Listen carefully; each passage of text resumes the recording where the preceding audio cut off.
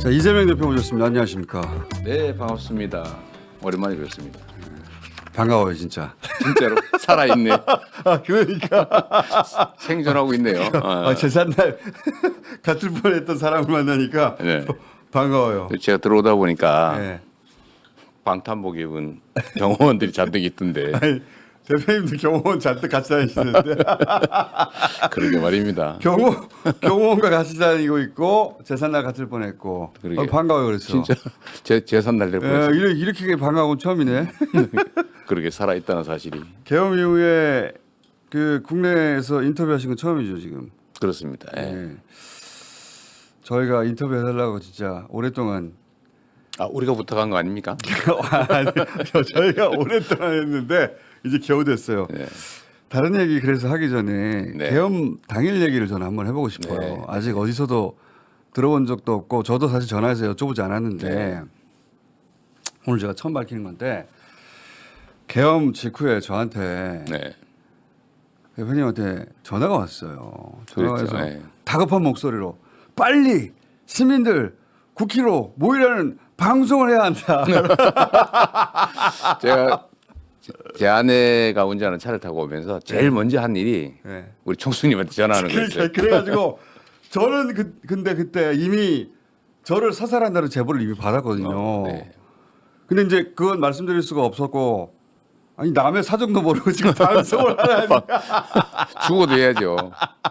나 지금 곧 죽을지도 모르는데 나보고 네. 방송하라니. 근데 일단 무슨 얘기인지 알겠다 네. 하고 짧게 서로 다급하니까 짧게 통화하고 끝냈는데 그리고 저는 이제 주진우 기자한테 전화했죠. 아, 너는 국회로 가라. 나는 네. 도망간다.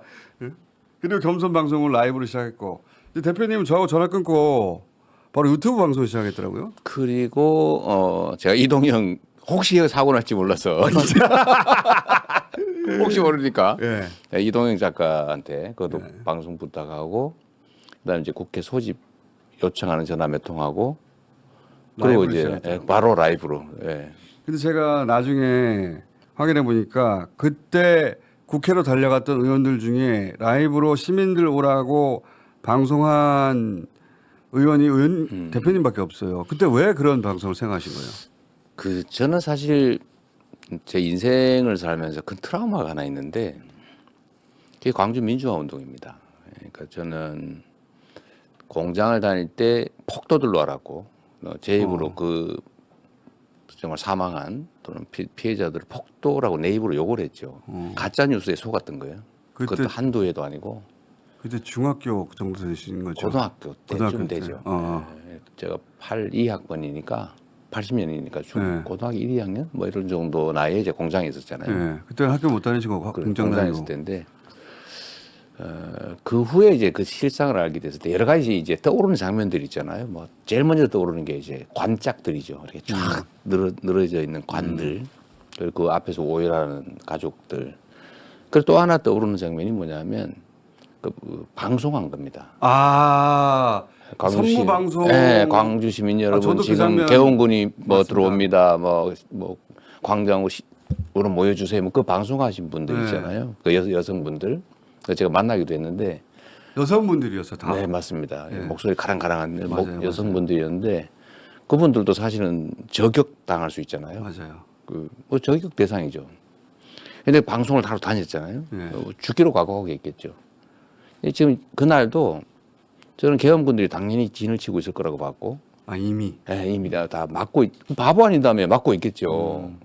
우연히 못 막았지만 그러면 체포될 가능성이 거의 뭐 확실하고 뭐 잡히면 이제 저는 뭐 바로 죽일 거라고 생각은 못하고 나중에 보면 바로 죽었겠더라고요. 맞아요. 제가 붙잡혀가지고 뭐 고문도 하고 네. 어디인지 모를 소재를 알 수 없는 곳으로 끌려가겠다 생각을 했기 때문에 제 아내가 옆에서 운전을 하잖아요. 그때 훌쩍훌쩍 하시던데 보니까. 실제 그럴 수밖에 없었죠. 사지로 몰아다 주는 거니까. 이게 저는 잡히는 장면이라도 일단 찍어놔야 되겠다. 뭐 잡혀가는 건 알아야 되잖아요. 그리고 국민들 외에는 막을 수 있는 힘은 없다. 총등 군인을 무슨 수로 막겠어요? 광주를 떠올리셨고 네. 그때 힘은 방송하던- 결국 국민 대중으로부터 나온다. 그때 선무 국회를 방송하던 에워싸야 된다. 딱 그 선무 방송하는 느낌이었습니다. 그래서 본인이 이제 그 네. 광주에 선무 방송을 하던 그 여성이 되어야겠다고 생각하신 네. 거구나. 누군 알려야 되니까요. 그리고 국회를 국민들이 봉쇄하지 않으면 둘러싸지 않으면 어떻게 막습니까? 유일한 길.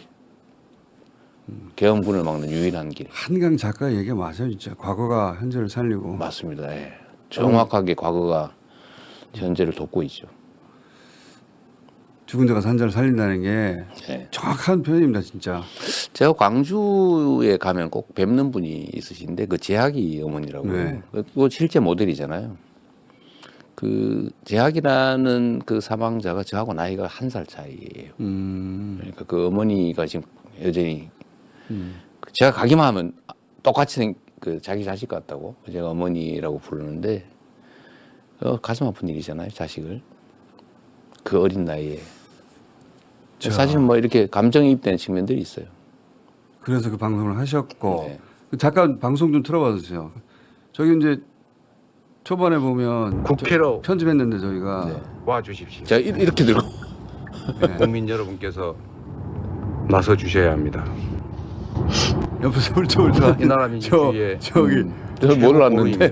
부인 맞죠? 네. 예. 그 운전하면서 우신 거야 보니까 네. 대표님은 방송하느라 정신이 없었고 나중에 알았어요, 저도. 나중에 자 그러니까 부인은 아 남편이 가면 못 돌아온다는 생각하신 거 가능성이 아니에요? 높다고 봤겠죠. 그죠? 본인도 그 생각하셨고 저는 뭐 50% 이상.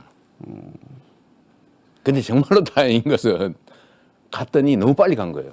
너무 빨리 가 대표님이 제일 빨리 갔어요. 예, 엄청나게 빨리 간 거예요. 그 집사람도 제 아내도 과속을 엄청나게 한 것 같고 저를 이제 국회 그 어디입니까 그 동남쪽 그쪽 모퉁이다 내려줬는데 이미 경찰이 정문을 막고 있는 거예요. 그때는 정문까지밖에 안 막았죠. 측면문을 이제 남문쯤 되죠.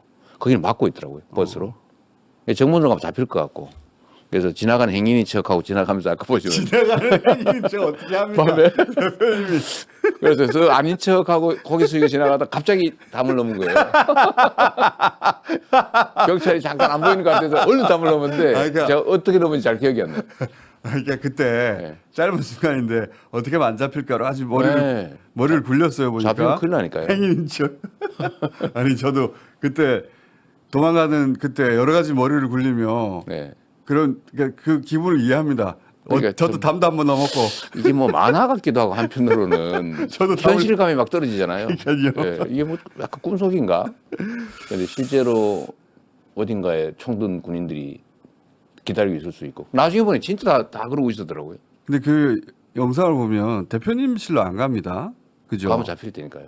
저는 그- 대기할 거라고 봤어요. 대표님실로 안 갔고 그리고 이제 한준호 의원실로 갔다고 하셨던데 네. 그죠? 일단 제가 들어가서 예.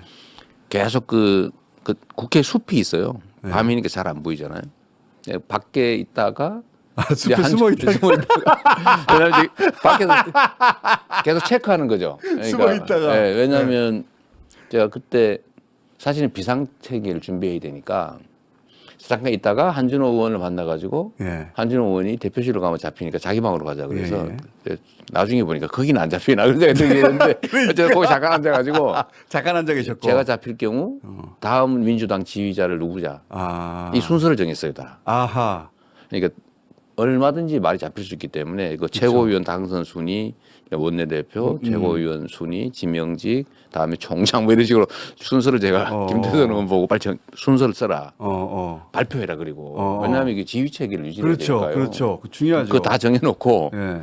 여기도 잡힐 가능성이 있으니까 맞지요. 나가자 이래가지고 나가자. 다시 돌아가가지고 예. 한준호 의원 차를 타고 타고. 저쪽에 도서관 근처에 그 숲이 있어요. 숲에 서가지고 그 담장 뒤에 숨어서 저는 이제 또 기다리는 게 시민들이 얼마나 빨리 도착하나. 그냥 시민들밖에 없으니까요. 그렇죠. 근데 소리는 나는데 안 보이는 거예요. 거기서 보일 리가 없죠. 네, 숲에서. 네, 숲이니까 담장에 가도 잘 안 보여요. 그래서 또 얼굴을 내밀 잡힐 수가 있으니까. 그래서 계속 기다리고 있는데 소리가 점점 커지는 걸 보니까 시민들이 인원수가 많이 왔구나. 늘어나고 있는 거예요. 예, 예. 네, 그래서 조금 안심을 하고 그러면 있어서 본회의장 안에는 언제 들어가신 거예요? 왜 계속 기다리신 거예요? 좀 느끼니까 잡히면 안 되니까요. 예. 그 국회도 소집할 수 있는 소집권자가 3명밖에 없어요. 그러니까 그 후를 안 정해 놓은 거예요. 이거 정해놔야 됩니다. 그러니까 의장, 부의장 줄인데 한 사람은 저쪽 편이니까 그렇죠. 두 명만 있는데 두 명을 잡아야 되잖아요. 그렇죠. 그 두 분 다 체포 대상이었더라고 보니까 그렇죠. 이하경까지 의장, 부의장. 부의장을. 예. 그럼 이제 의회를 소집을 못해요.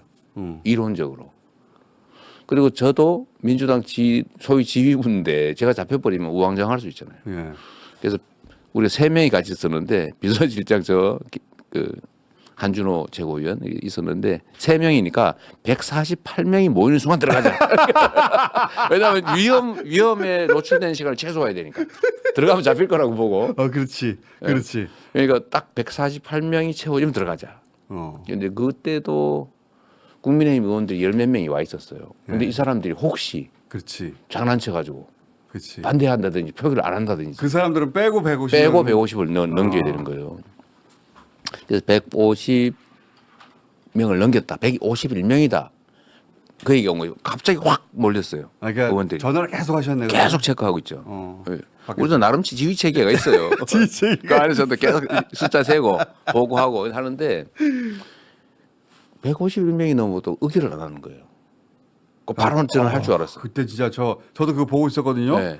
난 저 결과에 따라 죽거나 살거나 한다라고 진짜 초조하게 보고 있는데 이 의결을 안 하는 거예요. 그 의결을 안 하고 있어요. 그래서 계속 저는 빨리 하라 그래라. 하고 있는데 나중에 보니까 추경호 원내대표가 네. 지연 작전을 하고 있었다만요.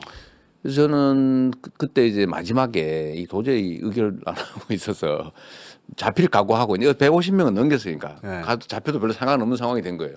나 하나 잡혀도 의견은 상관없는 된다. 상황이 된 거예요. 그래가지고 척후병 보냈고 저 앞에 있나 없나. 근데 후방 경호팀 두고 네. 이 세 팀이 동시에 뛰는 거예요. 뛰었어. 뛰어. 숲에서부터? 최대한 숲에서 몰래 가가지고 해관에 내려서 본관 지하 통로가 있어요. 네. 거기를 계엄군이 처음에 몰랐습니다. 그러니까 지하 통로가 있는 걸 몰랐다면서요? 몰랐어요. 우리는 혹시 모르니까 저쪽에 모퉁이에 먼저 뛰어가고 확인하면 뛰고 뭐 이래가지고 들어갔는데 헝거 가서 척구병이 뛰어가고 그다음에 확인하고 뛰어가고. 연락 오면 예. 이제 뛰고 막 이렇게 해가지고 겨우 야. 그 3단을 뛰어가서 겨우 들어갔는데 그때도 의결을 안 하는 거예요. 그러니까요. 그런데 저는 뭐 우리는 막 가슴이 타죠. 저도 정말 탔어요. 네, 그때. 바깥에 막 밀고 들어온다는데.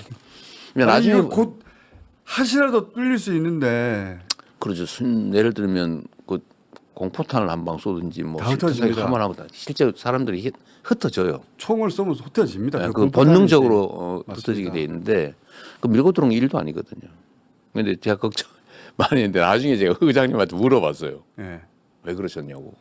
우리 가슴 다 죽는 줄 알았다. 그랬더니 그러니까요. 그분 말씀 일리가 있어요. 그러니까 이게 아주 위험한 상황에서 그분도 경계를 한 건데 절차에 일체 위반이 없어야 된다. 그래서 그걸 정말 악착같이 챙겼던 거 하나 하고 또 하나는 추경호가 계속 시간을 끌면서 그러니까요. 1시 반까지 미뤄달라고. 1시 반을. 네, 1시 반까지 미뤄달라고 계속 요구를 했대요. 근데 결국 1시에 의결했잖아요. 그러니까요. 30분 그러니까 땡겨서 의결했죠. 30분 정도까지는 기다려준 셈이기도 하네요. 그렇죠. 절차도 따졌지만. 절차 따지고 기다려준 측면도 있는 것 같은데 결과적으로는 네. 잘 된 거예요. 윤석열 대통령이 법률가잖아요. 해제 의결을 하고 난 다음에 법전 뒤지고 있었다고 그러잖아요. 그렇죠. 혹시 꼬투리 잡을 거 없나. 그랬나 봐요 보니까. 그랬답니다. 이게 법전을 뒤졌다는 거예요. 절차가 위반되는 게 있나 없나. 그 얘기를 들어보면 하루 이틀쯤은 걸리지 않겠냐고 생각했다는 거예요. 해제 의결을 하려면. 적어도. 적어도. 그런 시도를 하려면 네, 저는 해제는 막을 수 있다고 생각했던 거. 그러니까 그날 밤에 생각해요. 해제할 걸 생각을 못한 것 같습니다. 전혀. 그 다음 날 뭐 여야 원내 협의해서 일정 잡고 원래 그렇게 하잖아요. 예. 그럼 하루 이틀 정도 버틸 수 있다고 생각하고 그 사이에 싹 정리하려고 했는데 그 사이에 다 잡혀간 거죠. 네, 다 잡죠 그 사이에. 근데 그 결론은 하여튼 그것도 우연의 저는 일부라고 봐요. 이 수없이 정말 있을 수 없는 우연들이 겹쳐서 기적입니다, 대표님. 기적이 벌어진 거거든요. 그때는 참 어설프게 했다 싶었는데 나중에 많은 사실을 알면 알수록 야 이건 기적이구나. 네, 맞습니다. 대표님도 그런 생각하시죠? 제가 그래서 어제 사실 연설문에 하나님이 보호하사라고 하는 글귀를 넣었다가 이 너무 좀 한다 싶어서 안 넣었는데 전 정말로 그렇게 생각해요. 저도 그렇게 생각합니다. 이제 주님의 은총으로. 부처님의 가호로, 가오로. 예. 가피로. 정말 저는 이거 있을 수 없는 기적이 벌어진 겁니다. 저도 그렇게 생각합니다. 똑같이 생각해요. 정말로 오랜 시간 준비했고 철저하게 준비했고 나름 계산 다 했는데 예. 모든 것이 어긋났어요. 맞아요. 모든 것이 단 한 개라도 만약에 맞았다면 제가 예를 몇 가지 한번 들어볼까요? 만약 우리 국민들이 이 계엄이 실행이 돼서 국회의원 잡아가고 계엄을 실제 시행해서 시내 장갑차에 기관총 든 군인들이 지킨다. 그걸 수용하고 고개 숙이고 다닐 국민이 아닙니다. 그렇죠. 저항할 거예요. 근데 이미 시행한 상태에 저항을 하면 저항하는구나 물러나야지 할 리가 없습니다. 충돌합니다. 절대 그럴 리가 없죠. 예. 충돌하면 엄청난 사상자들이 발생했을 거예요. 당연히. 그리고 특히 젊은 사람들이 많이 죽었어요. 나라 망했을 거고요. 그리고 이거 군사 정권이 언제까지 갈지 아무도 알 수 없는 완벽한 혼란. 전 세계 모든 계엄은 반드시 독재로 이어집니다. 그럼요. 스스로 해제한 계엄이 없어요. 독재하기 위해서 계엄을 했는데요. 당연히. 어쨌든 그런 상황이 될 수밖에 없는데 이거 얼마나 치밀하게 준비했겠어요. 사실은 군정을 하면서 영구 집권을 사실 기도한 것인데요. 제가 예를 하나 들어보면 그 시간이 아니고 딴 시간에 했다면 저도 그 생각합니다. 100% 성공이죠. 맞아요. 새벽에 했다든지 그날 새벽 3시 반에 했으면 성공했다니까요. 또는 다른 날 했다면 맞아요. 토요일 하든 일요일 하든. 네. 또는 공개 발표 안 하고 미리 시행했다면 그렇죠. 저는 사실 집에서 문 열고 나올 때 집 군인이 앞에. 대기하고 있을 줄 알았어요. 그래서 미안한 얘기인데 제 아내가 태워다 주겠다 그래서 그럼 당신이 먼저 나가봐라. 딱 잡히면 안 되잖아요. 앞에 기다리고 있다가 딱 잡아버리면 제가 방송이나 입장 표명도 못하고 잡혀가기 때문에 좀 참 미안하긴 한데 아니면 먼저 나가봐라. 그랬는데 나가봐. 당신 나가보세요. 나갔는데 없는 거예요. 그게 다행이었는데 집에 미리 배치해서 잡았더라면 또는 거기 현장에 파견된 군인들이 진짜 명령을 충실하게 이행했다면 한 사람이라도. 단 한 명이라도 그러니까요. 착금이라도 하고 있었다면 실탄을 지급했다면 일선 지휘관이 막은 거잖아요. 위험. 헬기가 조금 더 일찍 헬기가 들어야죠. 좀 일찍 왔다면 네. 수방사 그 비행 통제하는 지휘관들이 안 물어보고 대충 통과시켰다면 네.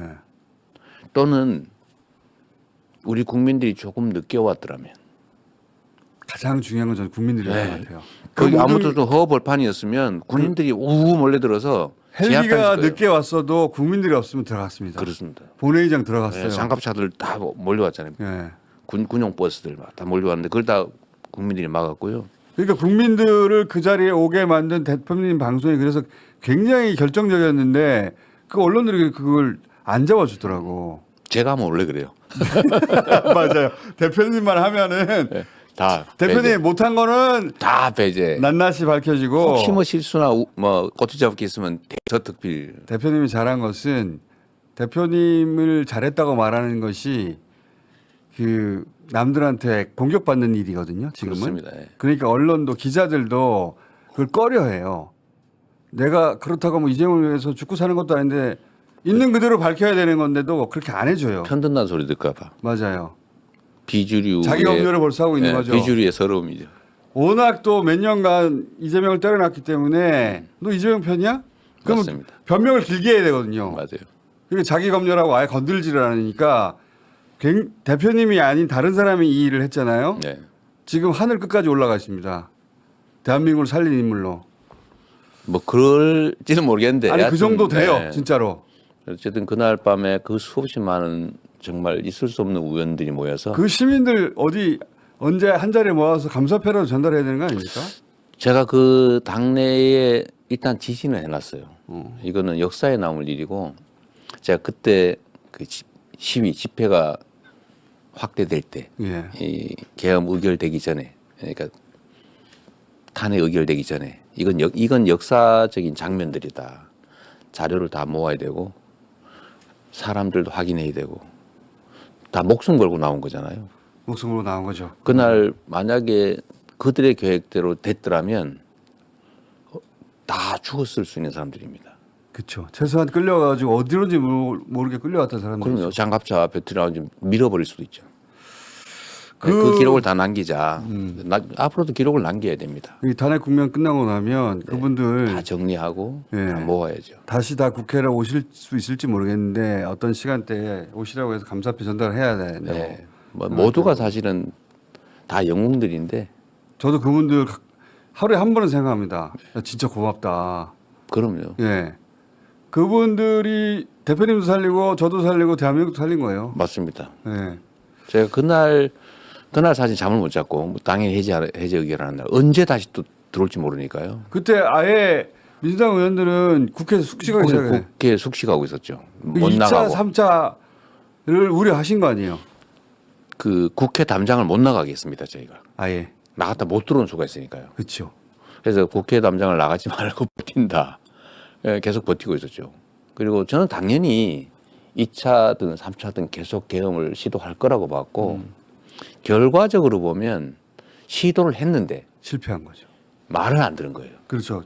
그 군 병력이 말을 안 들은 겁니다. 김용현 전 장관이 중과부적이었다는 말을 전 처음에는 이해를 못했는데 네. 보니까 모으려고 했는데 안 모인 안 거. 모인 겁니다. 그래서 중과부적이었다 하고 포기 선언을 한 거예요. 그날 보니까. 그러니까 그날도 했고 그 후에도 계속적으로 시도를 그러니까요. 했는데 이미 제가 그때 계엄군의 그 행동 스타일을 봤는데 대통령 명령에 의해서 계엄군으로 출동을 했는데 예.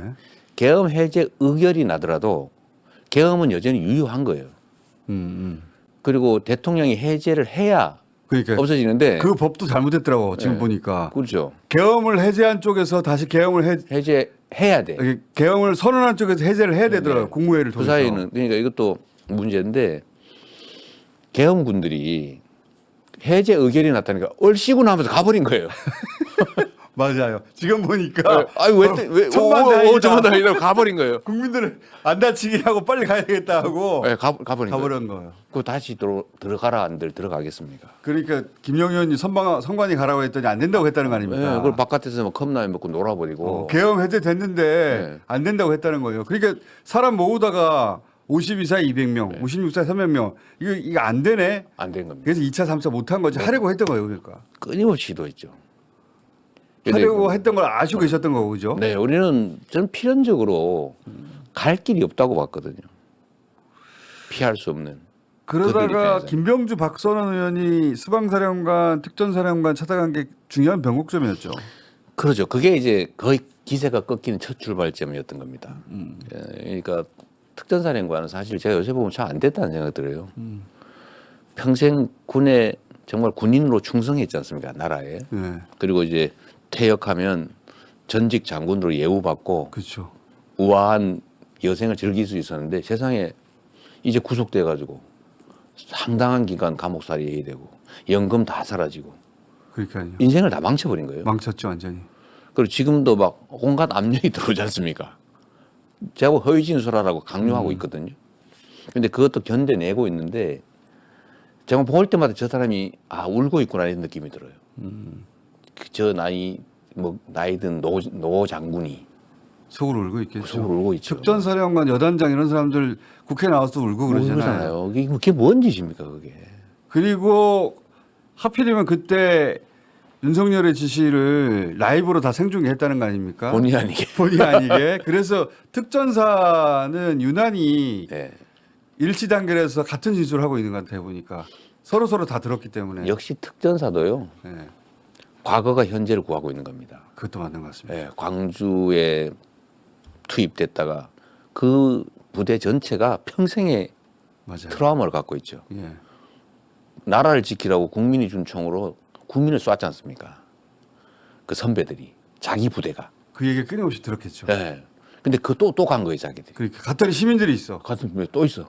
그 북한군 뭐 테러 진압하러 간 네. 줄 알았더니 시민들이 있어. 대북 작전하러 간 줄 알았대잖아요. 그러니까 그때 멘붕이 되면서 그 현장에 투입됐던 장병들이 또 자제한 것도 큰 역할을 했습니다. 그게 저는 핵심이었다고 봐요. 그것도 국민들은 맞습니다. 국민들의 역할을 한 것이고 사실은 군인들은 국민에 충성할 것이냐 대통령 개인에 충성할 것이냐에서 그 형식적인 외관상의 항명죄라고 하는 게 받쳐주는 대통령의 명령을 국민의 명령을 따르느라 항명한 겁니다. 항명한 셈이죠. 항명했죠. 사실상 항명했죠. 완전 폐업했잖아요. 예. 얼씨구나그로 가버리고. 그 문을 깨부시라고 했는데 안 깨부셨죠. 깨부셨죠. 예를 들어 제압하라고 했는데 안 하고 끌어내렸는데 안 끌어내고 도끼로 찍으라는데 안 찍었고요. 어쨌든 그랬는데 이 곽 사령관이 공개적으로 얘기를 하는 바람에 예. 2차, 3차가 불가능해져 버린 거예요. 더 이상 명령에 따르지 않겠다고 했으니까. 핵심 부대가 예. 특전사거든요. 그렇죠. 그러니까 여기 부대가 안 한다 그래 버린 데다가 그 수방사 그렇죠. 사령관이 이러다 나만 혹시 그 왕따 되는 거 아닐까? 걱정해. 그 사람도 해버렸잖아요. 두 사람이 와르르 하니까 무너져 버린 거죠. 국회 출동해도 두 사람이 그 얘기를 해버리니까 끝난 거죠. 더 이상 병력이 없어요. 어쨌든 그게 큰 변곡점이었죠. 그러면서 며칠 후에 이제 국회 밖으로 나오셨는데 네, 꽤 오래 꽤 있었어요. 오래 있었습니다.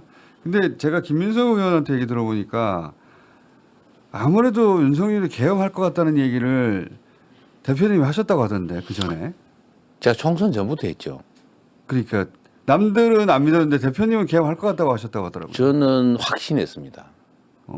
계엄 그러니까 총선 전에는 비상계엄이 아니라 경비계엄할 것이라는 소문이 제가 있었는데 경비계엄과 좀 약할 거다라고 생각했는데 총선이 우리의 압승으로 끝나고 그 후에 이 윤석열 정부가 하는 일을 보니까 막다른 골목을 향해서 질주를 하는 거예요. 그 대표적인 징후가 예를 들면 김문수 장관 청문회입니다. 일부러 그러잖아요. 청문회 때 나와서. 그렇죠. 더 심하게. 그리고 장관 총리가 국회에 와서 완전히 글래디에이터로 변했잖아요. 거기다가 인권위원장을 전혀 인권적이지 않은 반인권적인 생각을 가진 분을 임명했잖아요. 독립기념관, 무슨 8.15 축사. 이게 보니까 퇴로를 다 막아버렸더라고 스스로. 저런 식으로 해가지고 민주 정치를 할 수가 없거든요. 공화정을 유지할 수가 없습니다. 그런 생각이 머릿속에 없는 거죠. 전혀 없는 거예요. 그리고 이거를 퇴임한 후에 그러면 국민의힘에 누군가가 집권을 하면 본인의 안전이 유지되겠습니까? 본인이 모를 리가 없거든요. 그런데 끝없이 반국민적인 반국가적인 방향으로 가요. 탈출로는 딱 하나밖에 없다. 계속 본인이 집권하는 것밖에 없다. 유일한 길은 계엄이죠. 군정. 그리고 이분이 젤렌스키 모델을 좋아한다는 판단을 제가 했습니다. 전쟁을 하고 있으면 대통령 선거를 하지 않죠. 그렇죠. 젤렌스키가 지금 대통령 선거 없이 임기가 끝나는데 계속 대통령 하고 있어요. 그렇죠. 전쟁이 끝나지 않는 한 끝까지. 저는 이 모델을 생각하지 않았냐는 의심을 하고 있는데 제가 그날 밤에 놀랐던 거는 그런 거죠. 그래서 법률가이기 때문에 형식을 갖추려고 할 거다. 소요, 즉 사변, 전시, 이에 준하는 이 사유가 있어야 되잖아요. 예.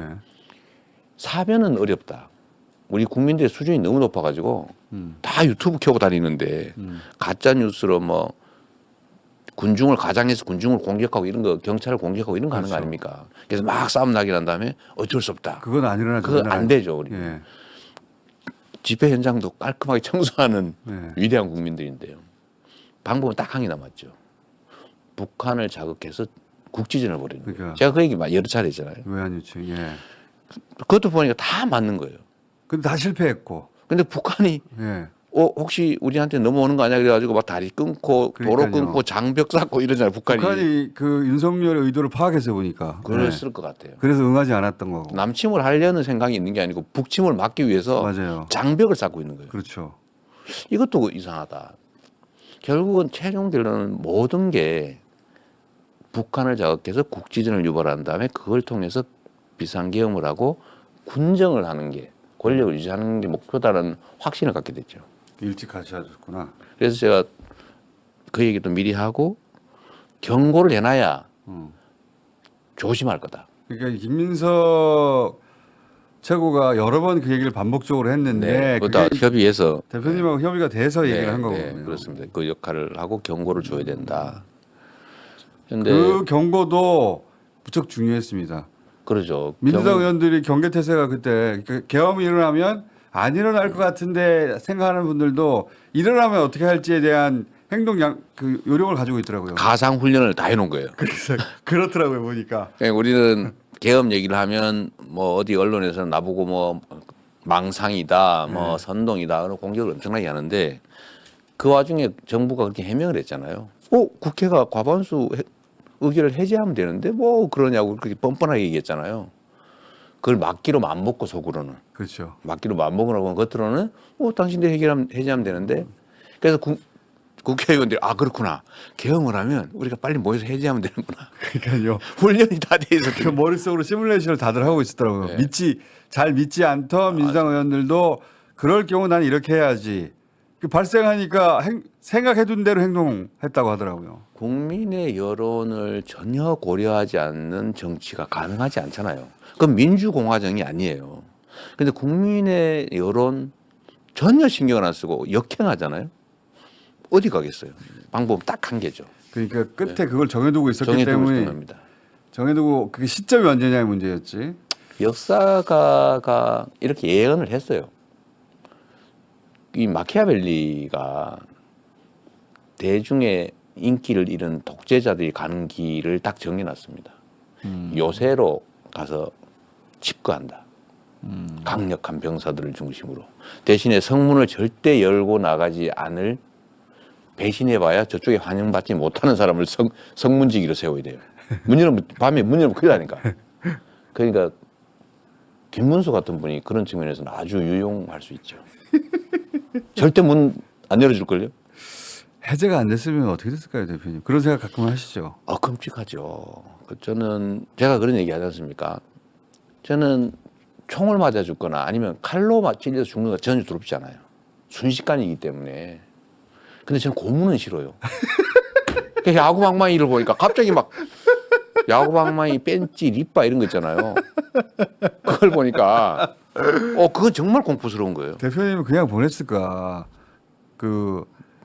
괴롭혔겠죠. 그 선거 부정선거였다는 자백하고 영상 자수서 찍고 쓰고 그리고 예. 갑자기 사라졌네 이렇게 했어. 그 다음에 뭐 자해해서 죽었다는 이러면서 이제 백령도로 탁 친이 억하고 죽더라. 뭐 이렇게. 그랬을 가능성이 매우 많죠. 그렇죠. 저 자수서 썼을 것 같아요. 제가 선관위하고 짜고 했습니다. 원래 8% 지는 건데 0.7% 지는 걸로 바꿨습니다. 제가 썼을 것 같아요. 아이고 작도 있잖아요. 그러니까요. 손가락 하나씩 손가락 잘라가면서 그거 어떻게? 잘라가면서 쓰라 그러면 써야지 그걸 누가 어떻게 버팁니까? 자신 아니 저는 손가락 자르기 전에 작동만 보여줘도 썼을 거예요. 웃으면서 얘기하지만 야구방망이를 보니까 당장 진짜 공포스럽더라고요. 그래서 막 자술서 다 쓰고 죽었을 것 같아요. 그랬겠죠. 다 인정하고 필요한 거 다 뽑아내고 다음에. 나서 살려둘 필요가 뭐 있습니까 네. 이제. 그렇게 해서 그래서 간 사람 많았겠죠 그날. 제가 백령도 얘기하던데 백령도 꽃게밥이 되고 있어요. 아니 이 얘기는 대표님하고 저는 웃으면서 해도 돼요. 저는 사실 죽음이나 이런 건 두렵지 않은데 그렇게 죽고 싶지는 않아요. 저도 괴롭히면서 어떻게 죽었는지 모르게 죽고 싶지는 그냥 않은데 어떻게 살았는지 모르게 죽었을 것 같아요. 이게 농담이 아니라 진짜로 죽을 뻔했어요. 보니까 죽였을 겁니다. 죽었을 거예요. 우리가 필요 없잖아요. 특히 노상원의 태도를 보면 그 양반은 그냥 진짜 뭐 이게 사람으로 여기지 않고 물건 취급, 그러니까 수거. 그 언어에 그 사람의 생각이 다 드러나잖아요. 수거. 그러니까요. 쓰레기 봉다리에 수거. 그리고 무슨 백령도 작전이 끔찍한 얘기들 많지 않습니까? 네. 사살이라는 용어도 등장하고 폭침시키고 뭐. 근데 정말 끔찍합니다. 해제되고 나서 그래서 긴장해서 숙식하시다가 이렇게 눈물 나신 적 있으세요 혹시 어느 날? 제가 그 밤에 잠을 못 자니까요. 잠을 잘 수가 없잖아요. 보통 이제 국회 담벼락을 제가 많이 돌아봤어요. 근데 거기 보면 나가지는 못하고. 잠깐 나가고 앞에 살짝 들어오면 되니까 문 앞에만 싹 이렇게. 예. 근데 거기 철문을 끌어안고 철문 자는 끌어안고. 청년들이 많았습니다. 아. 철문 그 창살을 잡고 이렇게 아. 자는 거예요. 개제된 이후에. 해지 전에. 해제 그러니까 전에? 계엄 시도하고 탄핵 의결 전에 아. 탄핵 한 해 만에 막 끌고 탄핵 계엄 해제는 됐는데 탄핵하기 전에 탄핵하기 전에 그걸 지키는 그 국회 다시 들어올까봐 그 밤새도록 끌려갈까봐 끌어안고 이게 창살에 손 끌어안고 이러고 그런 장면들이 있었어요. 많았습니다. 많았어요, 그것도. 그래서 제가 막 길바닥에 자고 그래서 제가 그 텐트를 쳐주라고 했죠. 밤샘용 텐트를. 그건 울컥했겠다. 예. 그걸 계속 이제 다니면서 보고 또 불편한 게 없는지 챙겨보고 그랬는데 정말로 눈물 난 장면은 계엄 해제 탄핵 의결된 날 저녁에 집회를 갔잖아요. 그때 나오셨죠, 그때. 네. 예. 그때 엄청 추웠어요. 맞아요. 그게 눈물인지 추워서 나온 눈물인지 모를 건데 제가 단상에 올라가니까 이 전체가 보이잖아요. 예. 응원봉들. 응원봉 저 끝까지 끝이 안 보이는 예. 그날 엄청나게 많았지 않습니까? 그 끝없이 이어지는 이 오색의 불빛이 그 뭐라고 환상적이더라고요. 그리고 막 미안하고 고맙고 막 그래서 정말 그때 나도 모르게 눈물이 흘러났습니다. 그리고 그 위대함들 저는 정말 국민의 위대함을 믿거든요. 그러니까 정치적 수사가 아니고 믿을 게 거기밖에 없었기 때문에 저는 맞아요. 그때도 사실은 믿을 건 국민밖에 없으니까 할 수 있는 게 방송에서. 근데 그날 그 쓰리파 신고 나타난 사람이 꽤 있었다고 합니다. 다급하니까 반팔에 막 이러고 들들 떨면서 온 사람이 있었대요. 지금 당장 달려가야 막 하니까. 정신없이 툭 튀어나온 거예요. 그래요. 그걸 슬리퍼. 목격한 사람도 꽤 있다고 합니다. 근데 그날도 정말 저기다가 저는 기관총을 난사했을 것 같은 느낌이 드는 거예요. 이 많은 사람들 향해서. 어느 국민이 되면 그랬을 어느 것 같아요. 국민에서는. 예. 가만히 있을 리가 없거든요. 우리 국민들이. 가만히 있을 리가 없죠. 가만히 있으라 그 말 그 사람들이 가슴 얼마나 찢었어요. 그게 20, 30대가 나왔을 거라니까요. 네. 그걸 제압했을 거고 무력으로 제압하면서 충돌했을 거고 처음에 공포탄을 쏘고 네. 그때 저때 다시 모이고 저항하면 어느 순간에 인계점을 넘어가면 당연히 무력 충돌하죠. 그랬을 겁니다. 네, 그 장면을 그 국민의 위대함에 대한 감동도 있고요. 또 미안함도 있고 고마움도 있고 그리고 그 추운데 저 덜덜 떨면서 저 맨날 며칠 흔들고 있는 저 사람들도 가슴 아프기도 하고 정말 눈물 나더군요. 저는 개인적으로는 남태령 보다가 울컥했어요. 남태령 보다가 농민들 상경투쟁은 항상 실패 코스고 항상 그래 왔거든요. 그렇죠. 근데 그거를 2030 여성들이 앉아가지고 뚫어냈죠. 그걸 뚫어내더라고요. 난방버스 거기 그렇죠. 기발하죠. 기발하고 진짜 새로운 새가 탄생했다. 네. 나는 가도 된다 이제. 그런 생각도 하면서 울컥했었어요. 난방버스는 대단했어요 진짜. 그게 광주의 주먹밥이죠. 맞습니다. 네. 윤석열은 왜 개혁을 했을까요? 갈 데가 거기밖에 없다고 생각한 것 같고요. 저는 참 그분 얘기를 가급적 입에 안 담으려고 하는데 마음대로 못하는 걸 못 견뎌한 것 같습니다. 도대체 왜 국회는 말을 안 듣지? 왜 내 마음대로 안 되지? 왜 마음대로 안 난 되지? 대통령까지 됐는데. 검찰 때도 내가 대통령을 막 다 구속시키고 하면 전부 다 내 앞에서 무릎 꿇었는데 왜 이렇게 말을 안 듣지? 내 마음대로 안 되는 건 견딜 수 없었다. 그리고 자기에게 다가오는 위험을 또 느꼈을 것 같고요. 그렇겠죠. 원래 잘못은 크지 않는데 상대적으로 그걸 덮기 위해서 더 큰 나쁜 일들 자꾸 벌려고 왔잖아요. 지금 그러다가 이게 나쁜 악을 악으로 덮다가 그 악이 된 거예요. 그리고 결코 씻을 수 없는 내란 대통령이 군사 쿠데타를 네. 그것도 친위 군사 쿠데타를 일으키는 그 어디 교과서에서나 혹은 남미에서나 있을 수 없는 일을 예. 그게 예를 들면 국민들의 저항 강도가 떨어진 민도가 낮은데 총 들고 다 도망가고 막 서로 들어와서 아양 떨고 이런 후진국 생각했는데 우리 국민의 수준이 이미 그걸 넘어섰어요. 그렇죠. 잠깐은 물러설지 몰라도 그걸 포위해서 덮거든요. 이걸 몰랐던 겁니다. 내란의 성공을 만약에 그날 했으면 네. 그 다음 날 왜 해제를 막느냐고 또 나왔을 것이고 당연하죠. 야당 어디 갔냐고 또 따졌을 것이고 야당 의원들 내놓으라고 했을 거고 이재명 어디 갔냐고 차들었을 것이고 왜 통금하냐고 싸우고 그 사람들 다 계속 나왔을 거예요. 그럼요. 아무리 군인을 붙여도 더 많이. 점점 더 많이. 네. 그러다 그걸 이재명 제압을 내놓으려고 그랬는데 이재명을 죽였어. 그러죠. 그걸 사람들이 깨달았어. 안 내놓는 걸 보니까 그렇다고. 그걸 목숨 걸죠. 네, 김어준 어디 갔냐고 했을 것이고. 김어준 나중에 발견 주머니에서 북으로 간다는 쪽지 쪽지랑, 발견. 그랬을 쪽지 때. 나와 뭐 이런 게. 메모. 그 저도 난수표 집에서 나오고 막. 그러니까 그런 걸로 덮어지겠냐고요. 그러니까 정말로 많은 사람이 죽었을 겁니다. 그러니까요. 근데 이거를 잊어져 가는 것 같아요. 그러니까 실제 피해가 없지 않냐라는 황당무계한 소리를 하는 것도 이게 마치 정말 한여름밤의 꿈 같은 거예요. 너무 황당한 일이어서. 자기들도 스스로 그렇게 생각하는 것 같아요. 스스로 자기한테 거짓말하면서 아유 나는 뭐 금방 해제될 줄 알았어. 거짓말하면서 스스로를 속이고 자기도 거기 넘어간 것 같고 보니까. 그리고 거짓말이 일상이 됐는데 저는 제일 좀 당황스러운 장면이 나는 인원이란 말을 쓰지 않아 원래.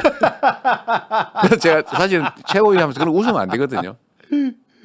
웃으면 안 되는데 60초 만에. 75초. 아 우리가 생각 60초예요. 그랬어요? 1분 15초만이라고 나 오늘 들었는데. 인원이라는 단어부터 셌더니 인원으로부터 다음 인원이 나올 때까지 딱 60초 걸립니다. 그 영상 좀 준비해 주세요. 우리가 세봤어요. 인원은 절대 안 씁니다. 그러더니 딱 60초 후에 인원 4번을 연속으로 쓰잖아요. 제가 이렇게 짧게 한번 봐봐요. 짧게. 그거 있어요. 이거 너무 재밌어가지고 진짜. 근데 그래 너무 웃겼어요. 예. 그냥 사람이라는 이런 표현을 놔두고 또 의원이면 의원이지 인원이라는 어떻게 말을 저런 저는 써본 거짓말을. 적이 없습니다. 시험했어요? 네. 어디가 저렇게 거짓말을 해도 저런 식의 거짓말을 하냐고.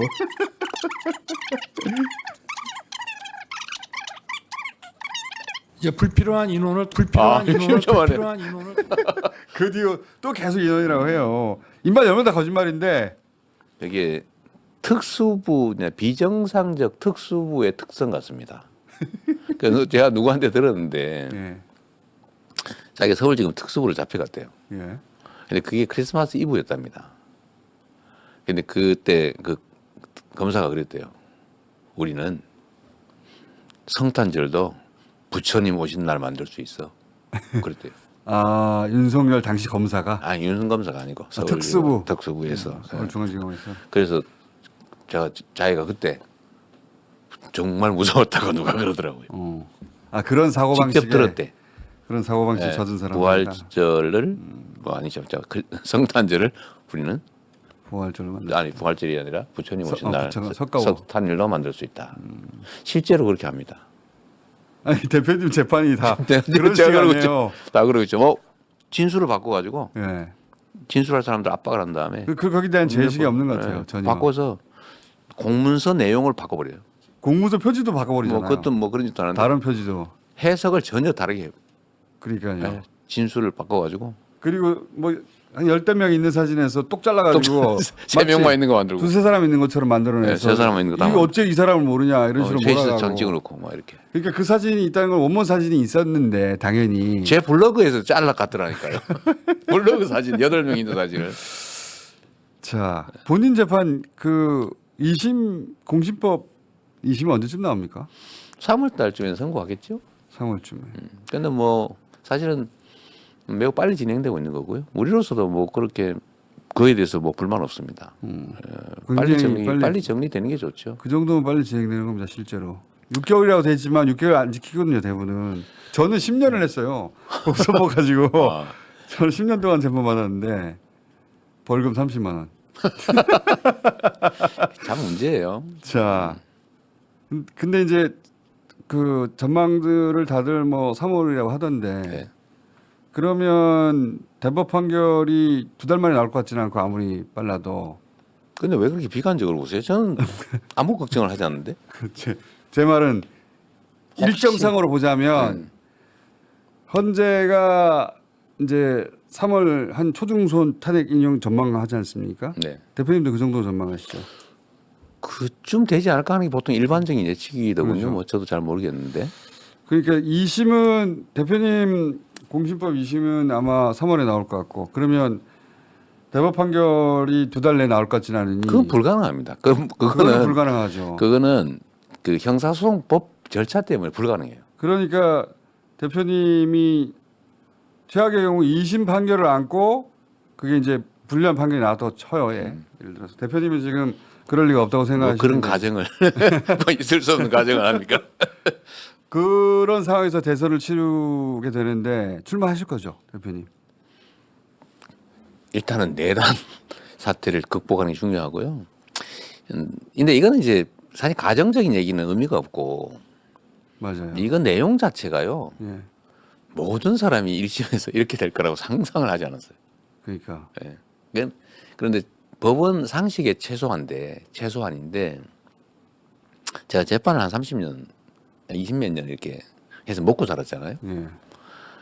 그 국민적 상식에 어긋나는 그 결론을 내는 경우를 저는 손가락으로 꼽을 정도예요. 수십 년 재판을 했는데 우리나라 사법제도 그리 엉터리 아닙니다. 그래서 3세판이라고 하는 것이고요. 합리적으로 상식에 따른 결론이 납니다. 이거 기억에 관한 문제는 처벌할 수 없다는 게 법이고요. 기억에 관한 거죠. 네. 행위를 외부적 사실에 대한 행위를 처벌하는 거지. 기억을 어떻게 처벌합니까? 그게 안 되는 거고요. 기억을 처벌한 셈이죠, 근데 실제로. 네, 뭐 그런 시도를 하는 거고 두 번째는 제가 하지도 않은 말 한글로 만들어 가지고 뭐 이렇게 허위다라고 한다든지 국회 증언감정법을 보면 그 증언하면 국회가 고발하지 않나 처벌 못하게 돼 있어요. 뭐 여하튼 뭐 여러 가지 이유가 있어요. 알겠습니다. 그래서 저는 걱정도 안 할 뿐만 아니라 그 혹여 예를 들면 무슨 기간 이런 얘기 하던데 지금 항소심은 사상 최대로 빨리 하고 있어요. 그렇죠. 이거 맞습니다. 법률이 정한 그 법적 기간을 최대한 땡겨가지고 맞습니다. 근데 미리미리 하고 있어요. 맞아요. 원래 첫 공판 기일 전에 우린 증거조사 정리 다 신청서 다 내라고 그러더라고요. 그러니까요. 그거 다 냈어요. 엄청나게 신속하게 하는 거예요. 네, 뭐 정말로 총알같이 하고 있는 거예요. 네. 시간 그런데도 지연이라고 넉 달 걸려. 시간 지연이라고 주장하는 분들도 있는데 말도 안 되는 소리 재판 안 전혀 받아봤나 나와. 예. 불가능합니다. 근데 그 불가능한 일을 하고 있는데도 넉 달이 걸리고 있어요. 그게 불가능합니다. 자, 뭐 이건- 그런 걱정을. 걱정하시는 분들이 많아서 제가 네. 여쭤보는 건데, 그러니까 대선 출마는 하실 거죠. 그러니까 어쨌든. 그때 가서 지금은 그 얘기를 네, 하면 알겠습니다.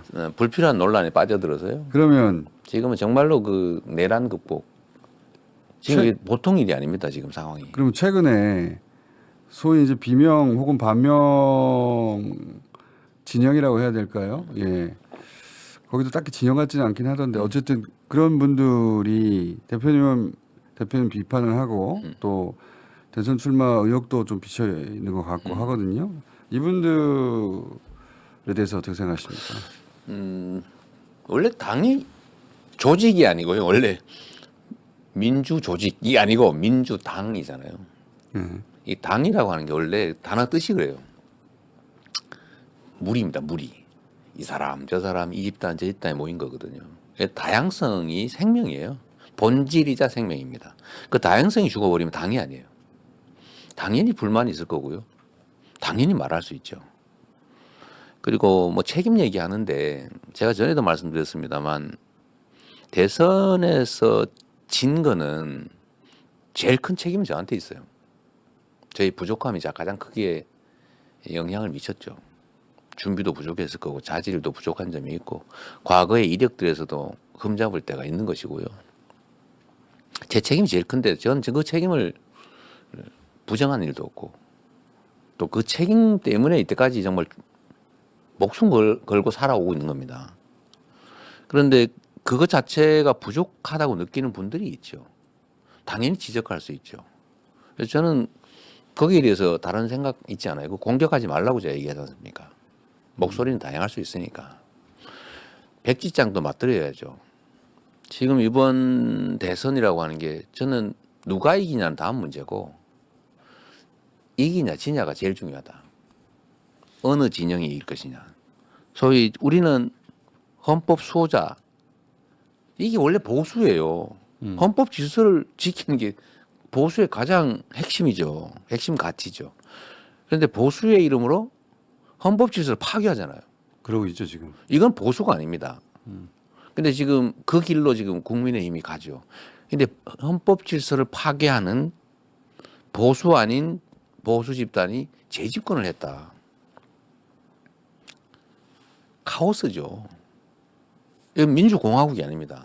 우리 모두의 목숨이 걸린 거예요. 이재명의 목숨도, 우리 김호진의 목숨도 민주당뿐만 아니라 이 나라의 운명이 걸린 거죠. 여기서 사적 이익을 챙겨가지고 내가 아니면 안 돼. 뭐 저도 상관없어. 이건 있을 수 없습니다.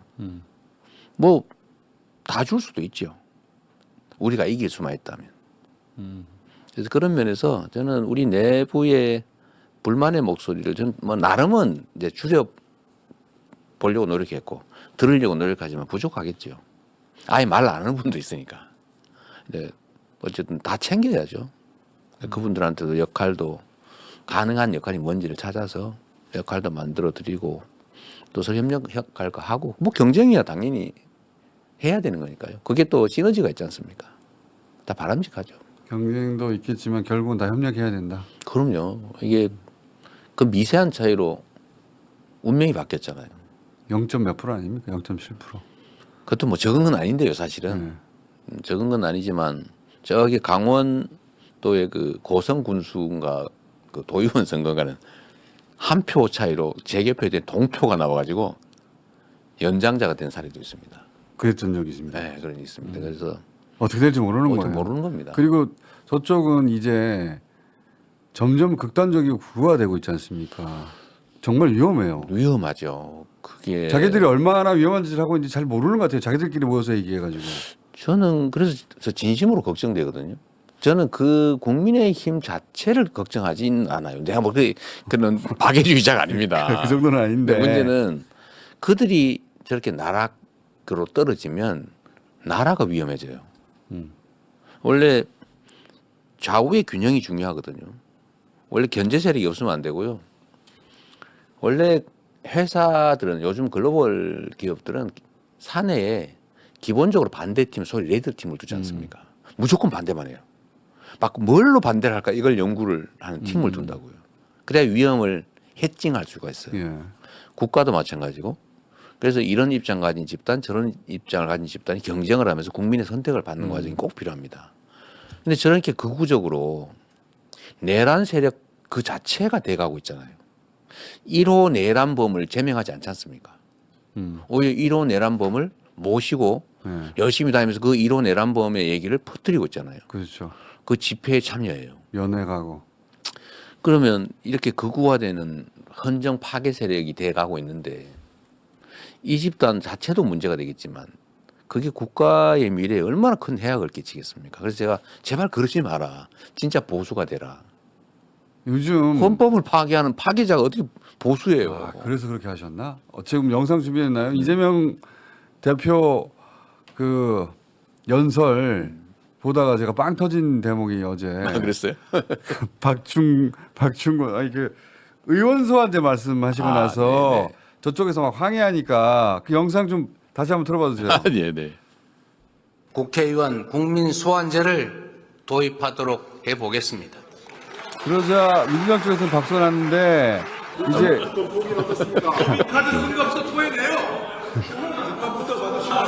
막 떠든단 말이죠. 저렇게. 뭐 저런 일은 한두 번 있는 게 아니니까 아, 또 저러는구나 싶었는데 대표님 자, 대응이 우리 민주당 의원님들 그냥 무슨 말씀하시는지 좀 들어주세요. 마음이 하십시오. 반격하니까. 맞아 하십시오. 박충건 의원님 박충권 의원. 말씀하십시오. 그래. 자 이제 해도 되겠죠? 그것도 저러면서 또 빨리 하라고 막 난리예요. 자, 방해하지 않으면 더 빨리 할 거예요. 자 그만합시다. 자 내일 우리 여러분 대표 말씀할 때 우리 조용히 들어드릴게요. 자, 그러기 좋겠죠?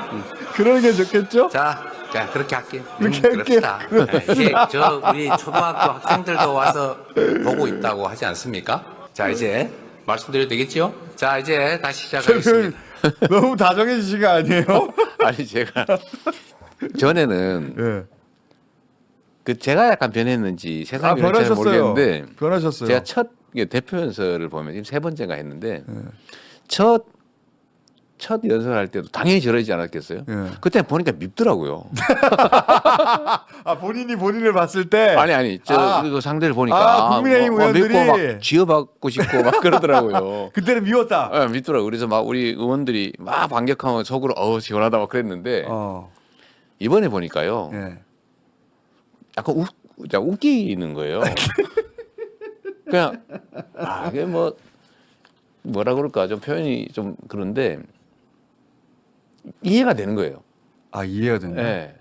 그리고 오히려 그 전에는 이렇게 막 날선 반응이었다면 지금은 좀 이런 느낌? 그렇죠. 아 좀 이렇게 약간 그러지 마시고 네. 우리 잘 지내봐요. 다정다감하게 얘기하시느라고. 그걸 보니까 정말로 막 밉고 이런 느낌이 안 들어요. 아 그거 대표님이 죽다 살아나서 그런지도 몰라 진짜로.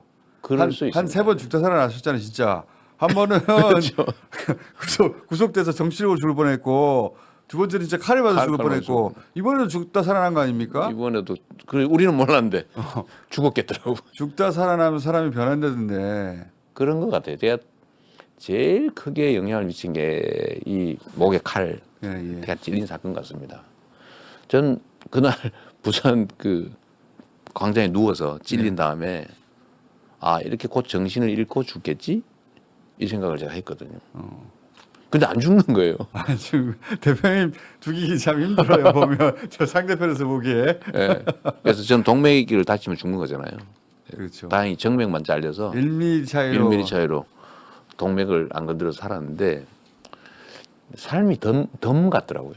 아 덤이다. 예, 그 덤이라는 생각이 들고 그리고 참 이게 무상하다 하는 생각도 들고 그래서 이 국회의원들 저러고 막 이러는 거 보니까 뭐 그럴 수 있지 뭐. 저 사람 생편도 예, 있는 거지. 그리고 얼마나 답답하겠냐 지금 완전히 내란 세력으로 몰려가지고 좀 어쩔 수 없이 막 하기는 하는데 얼마나 불안하겠어요. 그런 생각도 드시고 이제는. 좀 이해가 되는 거예요. 너 불안해서 그러는구나 당신들. 내 마음 내가 그 마음 알아. 조금 이해가 되더라고요. 그래서 제가 원내에도 내일 오늘 그 할 때 그 막 그 항의하고 소리 그거 하지 맙시다. 그냥 얼마나 힘들겠어요. 많이 그냥 다 변하셨네. 들어줍시다. 대표님 제가 아무것도 아닐 때부터 알았잖아요. 네, 그렇지. 그렇지. 진짜 아무것도 아닐 때부터. 그때 날 써가지고 그렇게. 그때는 진짜 다 죽여버릴 거야. 네. 이런 날이 쓴 자세였는데 지금 많이 변하셨네. 정말로 그런 생각이 들어요. 그리고 주먹으로 때려서 해결할 수 있는 게 아니라는 생각이 들었습니다. 점점. 네. 그래서 그러니까 역할이 바뀌어서 그럴 수 있어요. 보복하지 않겠다는 것도 그렇게 진심에서 나온 거네. 진심이죠. 저는 그게 우리 사회를 얼마나 후퇴시킬지를 생각을 해요. 시간은 만약에 제가 정말로 기회를 갖게 된다면 5년 정말 짧거든요. 제가 뭐 이거 하다 보니까 시장 8년 지나버렸고요. 도지사도 뭐 이거 좀 하다 보니까 순식간에 3년이 지나버리더라고요. 이 국가적 과제를 취급하는 국정을 5년을 해봐요. 그 5년 정말 순식간입니다. 근데 그 동안에 엄청난 권한이 주어지잖아요. 제 한마디가 세상을 흔들어 놓을 거 아닙니까? 제가 투자한 1시간이 5천만 국민들한테 영향을 미치잖아요. 제 1시간이 5천만 시간의 가치가 있다. 저는 그렇게 생각하는 사람인데 제가 시장할 때부터 그랬죠. 나의 1시간은 성남의 100만 시간이다. 끊임없이 공무원들한테 그 얘기를 했는데 그 아까운 시간에 막 옛날 거 뒤져가지고 야 좀 어떻게 제거 그럴 시간이 어디 있습니까? 두 번째는 그게 예전에 그런 말 하셨으면 제가 안 믿었을 텐데 제가 아까 저거 보고 나서 진짜로 바뀌었네. 네, 그 생각을 했어요. 그런데 또 한 가지는 어떤 거냐면 보복은 보복을 불러요. 더 큰 걸 감당해야 됩니다. 계속해서. 네, 그리고 끊임없이 벌어져서 우리 사회 그렇게 가면 희망이 없어요. 그러니까 누군가는 숙여줘야 됩니다. 그래서 내가 먼저 숙여야 상대가 숙일 것이고 그래서 붙여 나가야죠. 그래서 저는 사실 국민의힘 의원들하고 술도 한잔하고 토론도 하고 싶어요. 근데 전화를 안 받아. 국민의힘 의원들은 의원님을 악마화해서 의원님을 잘 모르는 국민의힘 의원들은 저는 무서워한다고. 악마다. 진짜 저자는 그렇게 생각하고 있어요. 대화를 나눠보기도 전까지 보수 매체도 그렇고 다 악마로 만들어놨잖아요. 그 뭐 악마다 근데 진짜 악마인 줄 아나? 그런 스스로 자기 세뇌가 돼서 그런 것 같아요. 제가 대표님 진짜 아무것도 안 할 때부터 알았는데 예전에는 악마로 불릴만 했어요. 하지만 실제 제가 독했습니다. 독했죠. 예, 독했는데 많이 바뀌셨어요, 진짜. 제가 시장 할 때 정말 제일 독했던 것 같고요. 그때 사실은 싸우는 사람이 저밖에 없었다고 생각할 정도로 그러니까. 그런데 그때 도지사는 전투력도 아주 좋았어요. 그리고 그렇죠. 싸우면 족족이 이기고. 젊을 때 아닙니까? 예. 근데 그게 이기는 게 지금까지 이게 성과로 쌓였는데 제 역할과 위치가 바뀐 거예요. 사람도 예. 바뀌었어요, 근데 제가 대표님. 예를 들면 전쟁으로 한 내치면 예. 돌격대장을 할 때 그 정말 열심히 잔인하게 싸워요. 시키는 대로. 그런데 지휘관이 됐을 때 전략사령관이 됐을 때 소위 최종 리더가 됐을 때 최종 리더가 소총 들어 막 쏘고 그러면 안 되잖아요. 아니 근데 윤석열은 안 변하잖아요. 더 독해졌잖아요. 근데 대표님이 제가 오래 지켜본 사람으로서 아 변했다 이분 네. 변했어 진짜로 근본적으로 변했는데 너무 다정다감한데 저 목소리는 진짜 진심에서 나온 목소리인데 진심이었어요. 네, 네. 근데 제가 그날도 짧은 시간에 느낀 건데 제가 조용하세요 뭐 이런다든지 그냥 정말 무시하고 그냥 예. 일방통일했으면 더 했을 거예요. 더 얘기했죠. 그래서 제가 당황했어요 저쪽에서도 더 얘기해 보세요. 뭐 진짜 하시지 직접 뭐. 얘기하시죠. 예. 이제 그만하시죠. 네. 이게 그만하더라고요 근데 진짜. 진짜 이분들도 반응이 다르시더라고요. 자, 그래서 뭐 노력해야죠. 그런 얘기 제가 이제 사실은 또 그 어렵게 인터뷰를 잡아가지고 제가 얘기하다 보니 시간이 훌쩍 지나 1시간이 지나버렸는데 1시간 지났어요. 아이고. 지난 잡힌 시간 다 지났는데 언제 잡힐지 모르니까 몇 가지만 더 짧게 그러시죠. 여쭤볼게요. 네. 어제 제가 그 대표 연설을 듣다가 아 이게 이제 청사지구나 뒷부분은 앞으로 어떤 공항을 만들겠다는 청사진 네. 그 중에서 몇 가지 대목이 제 눈에 확 들어왔는데 그거 몇 가지만 여쭤볼게요. 하나는 경제를 살리는데 이념이 무슨 소용입니까? 네. 진심으로 그 말씀하시더라고요. 민생을 살리는 색깔이 무슨 의미입니까? 진보 정책이든 보수 정책이든 유연 처방은 총동원합시다. 그럼요. 이게 이재명의 정책 기조입니까? 저는 사람들은 그걸 제가 변했다고 얘기를 하는데 저는 원래 그랬어요. 시장을 할 때도 그랬고요. 대표님은 저쪽에서는 극좌로 알려져 국자로 있는데. 알려져 있죠. 예. 근데 전혀 아닙니다. 저는 그 제가 동막골의 특정 장면을 되게 좋아하는데요.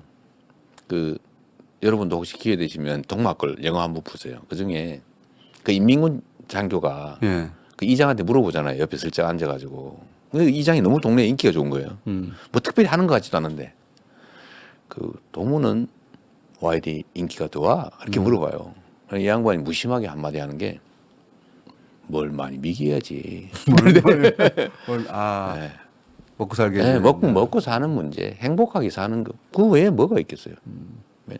권력을 탐하는 것도 아니고, 뭐 특별한 뭐 지위를 원하는 것도 아니고, 잘 그냥 대부분의 사람들은 그냥 편하게 등 따시게 배부르게 행복하게 자식을 자기의 키우면서 일상이 유지되고 네, 살고 싶은 거예요.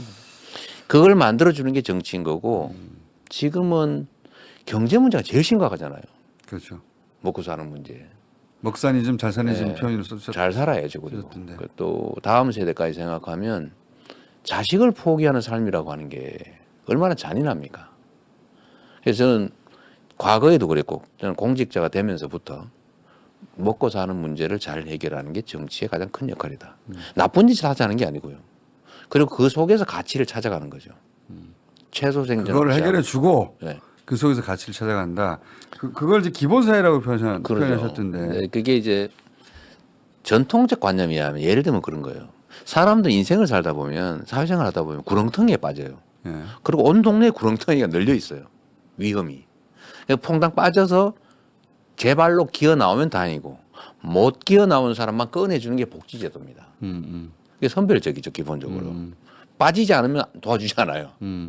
근데 저희는 이제는 경제력 수준이나 우리 사회의 의식 수준이 그 이상이 될 수도 있다. 그래서 그 구덩이들을 다 메우자. 아무나 눈 감고 다녀도 지장 없게.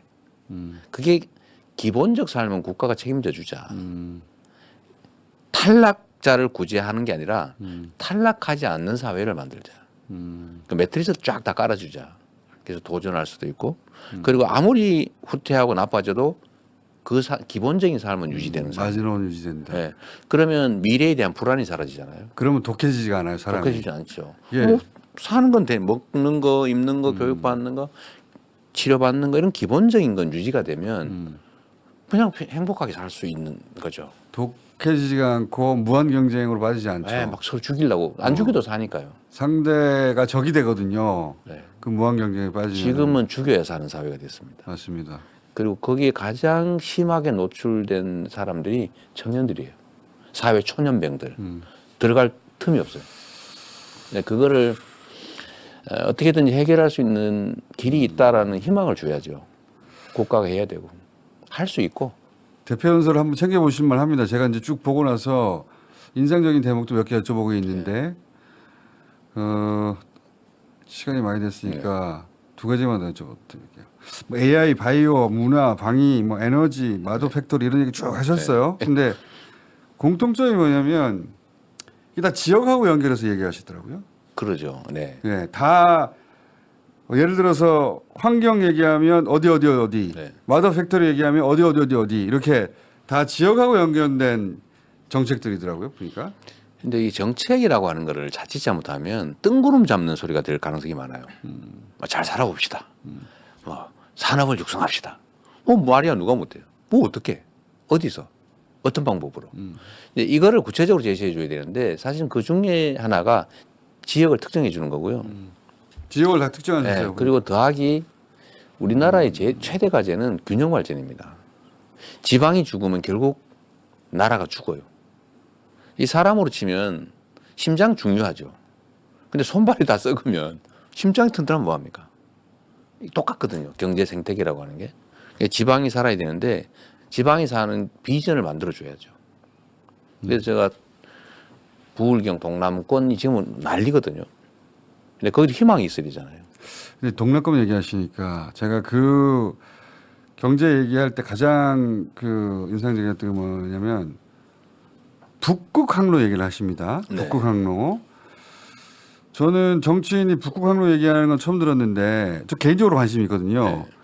일단은 그 비행기 탈 때도 그렇고 네. 특히 이 북극 항로라는 게 말라카나 수에즈로 지금 가야 되는데 그렇죠. 지구 온난화 때문에 쇄빙선 없이 북극 항로로 가는 거 아닙니까? 네. 갈 수 있게 되는 거 아니겠어요, 점점? 그렇죠. 그 항로가 훨씬 가깝고 경제적이란 말이죠. 엄청나게 경제적이죠. 이 이야기를 하는 정치인 처음 봤는데 언제부터 북극 항로에 관심이 있으셨어요? 꽤 됐죠. 근데 전에는 이게 약간 뜬구름 잡는 소리 맞아요. 또는 뭐 허무맹랑한 예. 뭐 과장 이런 걸로 들릴 수가 있었는데 정말로 온난화가 좀 급격하게 진행이 되고요. 물동량이 엄청난 빠르게 속도로 예. 늘어나고 그리고 연중 이 항행 가능 일수가 계속 늘어나는 거예요.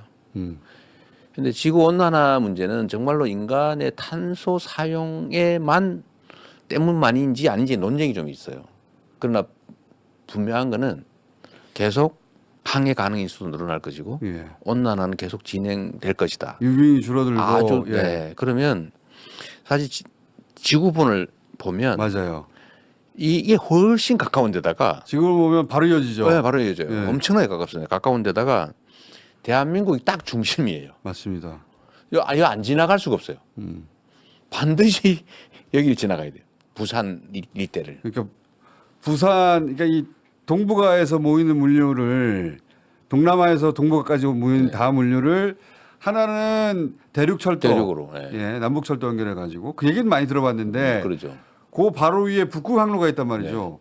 거기로 보내면 훨씬 더 가깝다. 그러죠. 이 한반도 주변국을 다 들여다봐도 부산만큼 또는 부산 경남만큼 지정학적으로 또는 지경학적으로 좋은 자리가 없어요.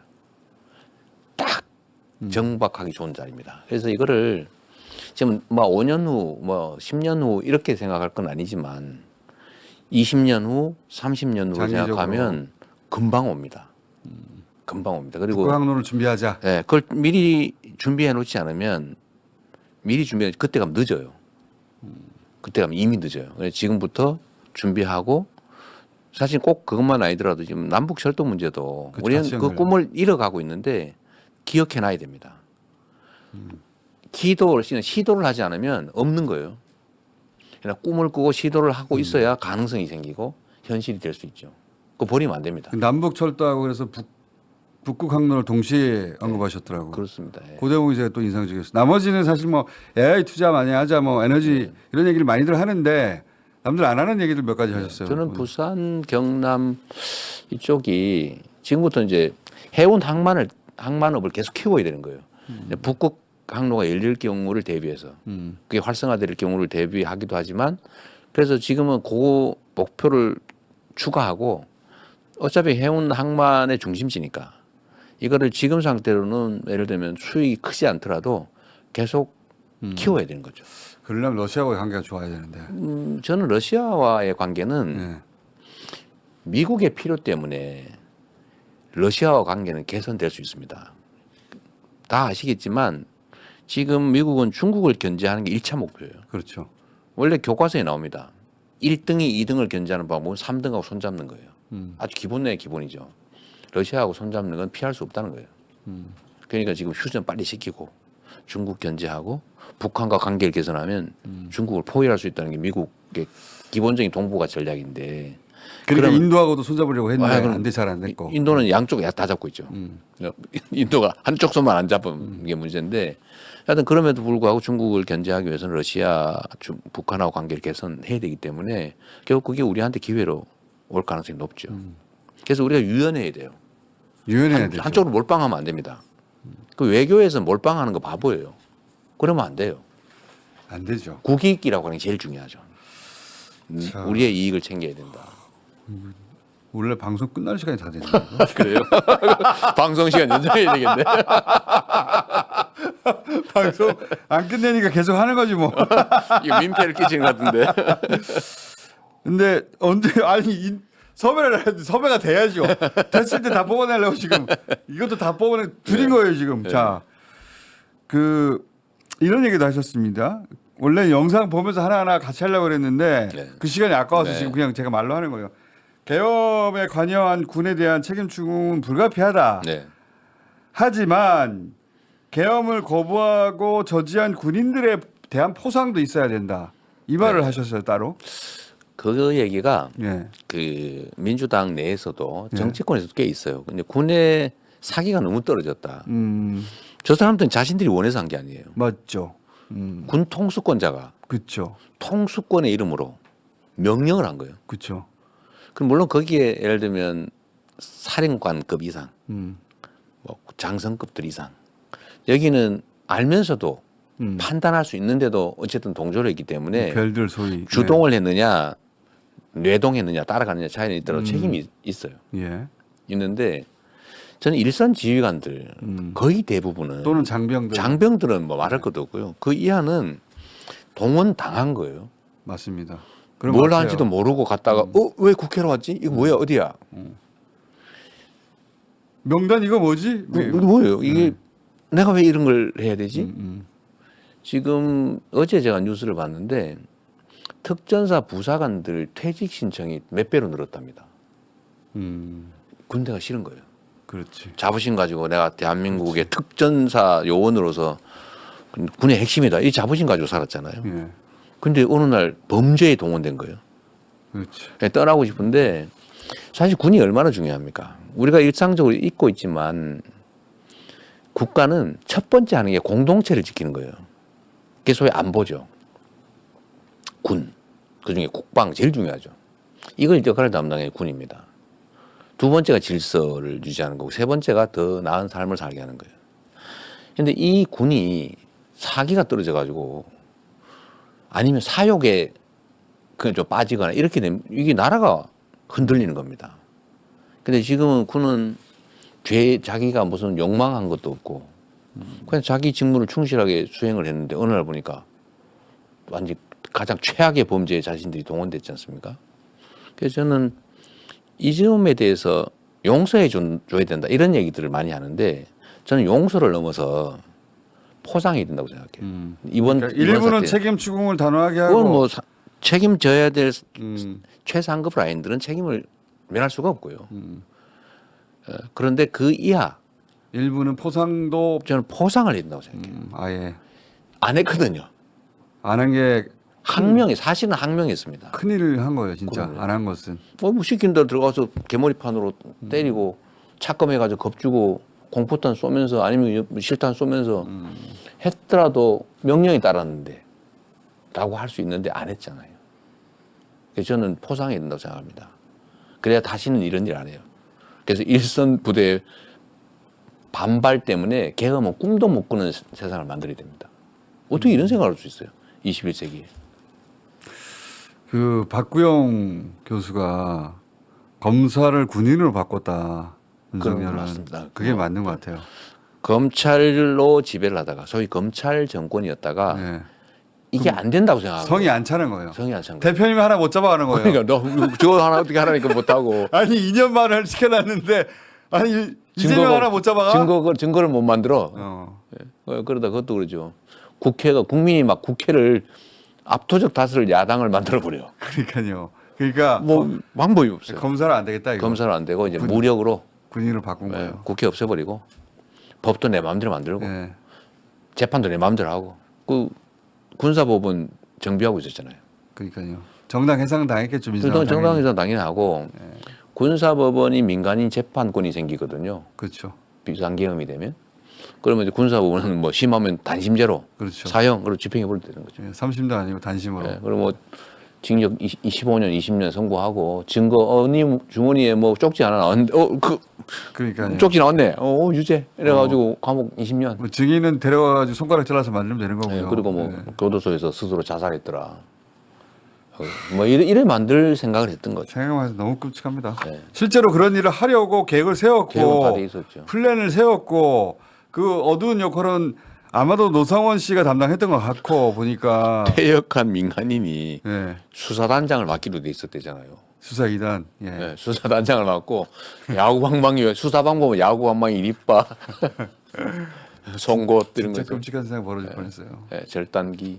대표님 살아나서 참 다행입니다. 저도 다행이지만 이재명도 살아서 참 다행이라는 생각 저 여러 번 했어요. 제가 살아나는 거야 뭐 저는 어차피 사실은 내 개인적 인생은 이제 없어져 버린 거나 마찬가지고요. 아니 근데 이재명 하나 키우는데 얼마 걸렸습니까? 지금 그건 맞습니다. 정치인 이재명이 여기까지 오는데 20년 걸렸어요. 공공자산의 일부죠. 예. 그래서 그것도 죽을 똥 몇 번 해서 간신히 살아남아서 여기까지 오는데 20년 걸렸거든요. 대표님도 2016년 대선 생각해 보세요 그때. 그때 그 약간 철부지였잖아요 그때. 그때 오버하는 바람에 그 호가를 지금도 치르고 있습니다. 그때 문재인 후보한테 어떻게 이겨보겠다고 막 바득바득. 그때 이재명 다르고 그 이전 이재명 다르고 조금씩 진화해서 여기까지 왔어요. 이재명 하나 키우는데 우리 사회가 지금 투입한 게 얼만데 사라져봐요. 살아야 되겠네요. 그러니까 꼭 살아남도록 하겠습니다. 꼭 사셔야 되는 거예요. 아직 그래서 그 얘기 나와서 그런데 네. 그때 경선 때 얘기 내가 한 번 옛날에 한 일이 있는데 제가 원래 그 왼쪽 날개를 담당하는 네. 역할 분담으로 페이스메이커로 경선에 참여를 했잖아요. 네. 누구나 그렇게 믿었잖아요. 2016년 얘기하는 겁니다. 2016년에 근데 촛불혁명이 일어나면서 네. 제가 갑자기 지지율이 좀 떴죠. 18% 이러면서 막 문재인 후보하고 막 2%로 근접하고 그렇죠. 이렇게 나오니까 어머 이길 수 있다. 이거 내가 한번 그러면 내가 제껴볼까 이런 생각 같은 거예요. 그 말은 안 했지만 속마음에 그러니까 반심이 생긴 거죠. 근데 그게 읽히는 거예요. 사람들한테 읽히죠. 제가 그걸 마음 먹고 인터뷰를 한두 번 했더니 그 다음부터 지지율 폭락하기 시작하더라고요. 그래서 제가 그때는 귀신같이 알아봐요 사람들. 귀신같이 그때는 내가 좀 덜 세게 해서 그런가 보다 더 세게 했더니 더 떨어지는 거예요. 그때는 몰랐어요. 몰랐죠. 그리고 그게 지금까지 10년 가까이 돼 가는데 후가로 남아가지고 계속 여러 가지 문제를 일으키고 있어요. 대표님은 그때뿐만 아니라 여러 번 이제 끝났나 보다 이재명 여러 번 있었어요. 근데 그때마다 살아나가지고 여기까지 왔잖아요. 그러니까 깊이 반성하고 있습니다. 정치적 대한민국 자산으로서의 이재명은 사라지면 안 돼요. 여기까지 어떻게 어렵게 왔는데. 네. 그래서 살아남은 거 참 다행이라는 생각도 하고 저도 살아서 다행이지만 대표님도 참 다행입니다. 그래서 근데 그게 불행인 사람들이 있는 것 같아요. 저 어떻게 됐어야 되는데. 아유 시간이 이렇게 잘 가나. 이렇게 다음에 한 번 더 나오시죠. 그러시죠. 근데 언제가 말만 그렇게 하고 또 안 언제가 나오시라고. 될지 모르. 아니 시기는 약속을 안 했으니까. 잡혀야지 인터뷰를 잡으려고 그래도. 이제 지금 대표 연설 하셨으니까 이제 다른 언론도 도실 거 아닙니까? 아니 별로 못 할 거예요. 시간이 없어. 어. 재판도 다녀야 되고. 몇 군데나 하실 거 아니에요, 그래도 그죠? 일주일에 2번씩 3번씩 재판해야 되는데 아, 어딜 갑니까? 재판 하셔야 되지. 그게 제가 지금 못 보내드리는 거 아니에요. 자, 중요한 얘기는 그래도 다 짚긴 했는데 마지막으로 제가 묻지 않았는데 네. 내가 가면 이 얘기 꼭 했어야 하는데 안 물었네 이런 얘기 있으십니까? 마지막으로. 아까 그 얘기를 좀 못했는데요. 그러니까 이재명이 뭐 꿈꾼다고 하면 그렇고 하여튼 기획하는 세상은 뭐냐. 저는 일단 잘 살아야 된다고 보고요. 사람들은 제가 많은 걸 뺏어갈 거라고 생각해요. 그렇게 두려워들 하더라고요. 네, 기득권에 대한 반감 또는 뭐 공평한 세상을 만들기 위해서 이미 가진 것들을 빼앗지 않을까? 예, 저 그러니까 이제 빨갱이 공산당 아니냐 이런 생각을 실제 하는 것 같아요. 그런 이미지를 많이 유포시키고 네, 있죠. 예. 그런데 대표님이 그리고 워낙 강한 이미지들이 네, 있었어요. 이미지가 그러니까 그런데 근데 그건 불가능해요. 이미 가진 거를 뺏을 수 없어요. 그 법률상 불가능합니다. 그러면 저는 공평한 세상 그래도 기회가 좀 공평해서 사람들이 희망을 가지고 애들하고도 낳고 이렇게 사는 세상을 꿈꾸는데 어떻게 가능하냐. 기존에 이 엄청난 불평등과 격차를 그러면 막 강제 뜯어 고쳐서 바꿀 수 있냐. 못 바꿉니다. 이 사람 저 사람 뺏어서 이 사람 나눠주고 불가능합니다. 그거는. 네. 그거는 기득권이라고 하는 건 이미 있는 거예요. 못 뺐습니다. 그건 혁명을 통해서 정말 사회 전 체제를 폭력적으로 바꾸지 않나 불가능하거든요. 방법은 한 가지밖에 없어요. 새로운 성장 영역을 만들어낸 다음에 그 성장 영역에서 더 공정하게 기회를 나누고 결과도 공정하게 나누면서 이때까지 있던 것들 조금씩 완화해 가는 거예요. 그래서 저는 격차 해소라는 말 쓰지 않아요. 이건 불가능한 일입니다. 어떻게 해소를 해요? 불평등 해소 불가능합니다. 완화, 축소. 지금보다는 덜 벌어지도록. 네, 그 정도를 하는데 그러려면 나눌 수 있는 새 판을 만들어야 돼요. 그게 새로운 성장 영역입니다. 어쩌면 우리 사회가 만약 고도 성장을 계속하고 있다면 바꾸기 진짜 어렵습니다. 근데 지금 저성장 체제로 완전히 떨어져 1% 아니면 0% 맞아요. 어쩌면 마이너스로 갈 거란 말이에요. 예. 지금 계속 내려막길인데 이걸 어떻게든 돌려 세워가지고 추가의 새로운 성장 영역을 만들어내면 그 안에서는 정책적 재량의 여지가 생기죠. 공정하게. 예를 들면 저희가 새로운 그러면 짧게 정리하면 그 바로 이어서 해주세요. 새로운 동력 만들고 그리고 새로운 동력은 기본 사회라는 토대 위에 긴 목표를 가지고 네, 기본 사회 그러니까 내가 설사 직장을 잃더라도 혹은 경제에서 탈락하더라도 내가 그 끝으로 몰리는 건 아니다. 기본적 삶은 보장되는. 기본적 삶은 보장된다. 그러니까 상대를 적으로 취급하지 않아도 된다. 네, 그 사이에 자기 역량 개발하고 하면서 새로운 길을 또 찾을 수 있고. 그런데 그 위에 새로운 성장 동력을 찾아야 된다. 그래서 그 기회를 공평하게 나누는 건데 그래서 예를 이런 걸 드는 거죠. 재생에너지 산업이 지금 우리 엉망이잖아요. 예. 연간 300조 가까이 에너지를 수입하는데 이젠 그 수입해서 쓸 수 없는 시대가 옵니다.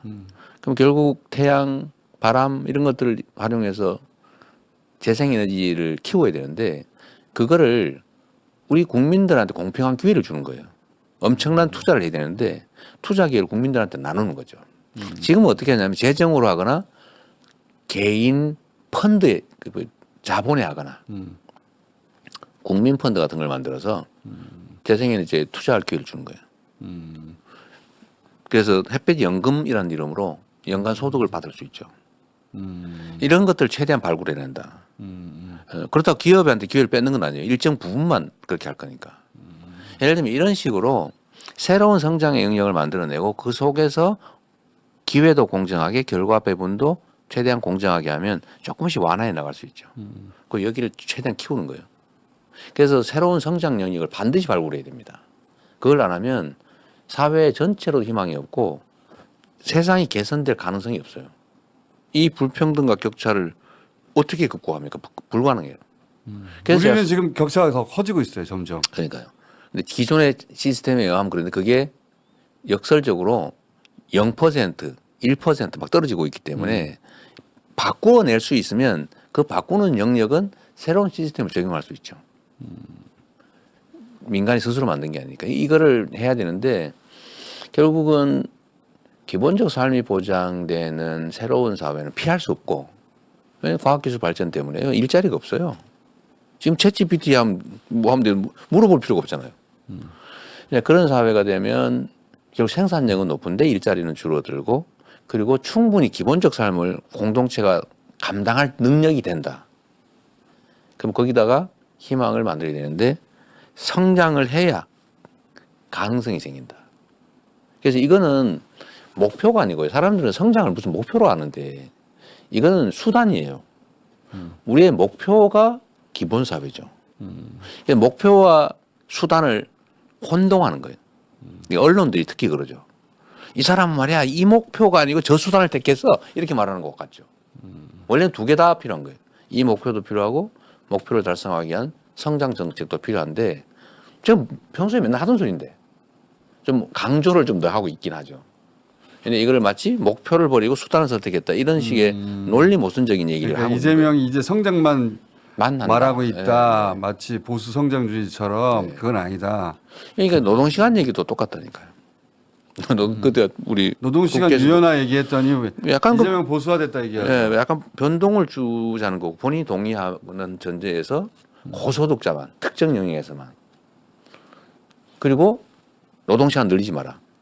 총 노동시간은 그 이하로 넘지는 않는다. 그 다음에 노동시간을 변형함에 따른 모든 추가 부담을 예외 없이 지급한다.